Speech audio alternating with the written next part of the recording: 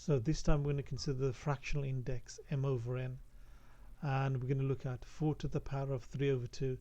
So this time we have a fractional power where the numerator, the top number, is not 1, is actually 3. So it's 3 over 2, 4 to the power of 3 over 2. Okay, if we consider a to the power of a to the power of m, all raised to the power of n, yeah, so this is the same as a to the power of mn. You just multiply these two numbers, you multiply what's outside with the inside, so it is equivalent to a to the mn. Now m times n is the same as n times m.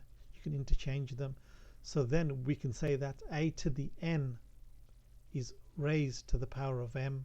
This is the same as that, yeah. So a to the n all raised to the power of m is the same as this. Okay, now if we consider a to the power of 3 over 2 again, now 3 over 2 is equal to 3 times a half. 3 over 2 is 3 times a half. I've just split this 3 over 2 into 3 and a half, yeah. So this I'm going to write as 4 to the power of 3 times a half. In this form it's like this, a to the power of mn, but we don't have mn, we have 3 and a half, yeah. And if we write it like this, we'll put the bracket here and the bracket here, so it becomes 4 to the power of 3 all raised to the half. Now it looks like this, yeah. So if a to the power of m, 4 to the power of 3 all raised to the power of half n, so it looks like this.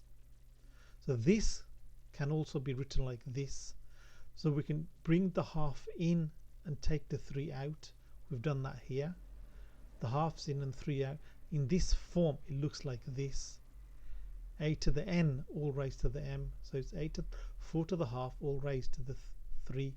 This is the most useful form because we deal with smaller numbers here, and this is more commonly used, this form. Okay, now this we take here, so it's 4 to the power 3 over 2 is this, can be written as 4 to the half times 3 from here.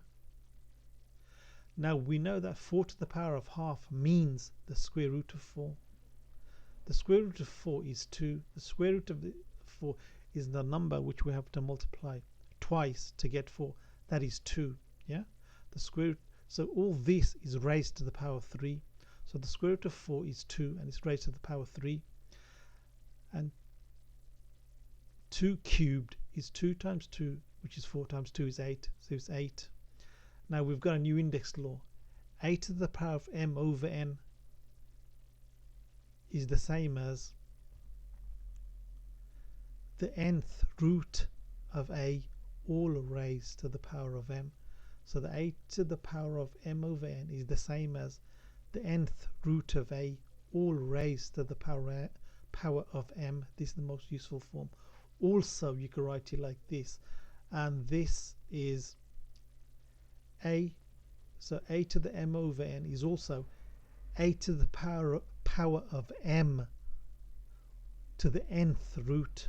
So this is a to the power of m to the nth root.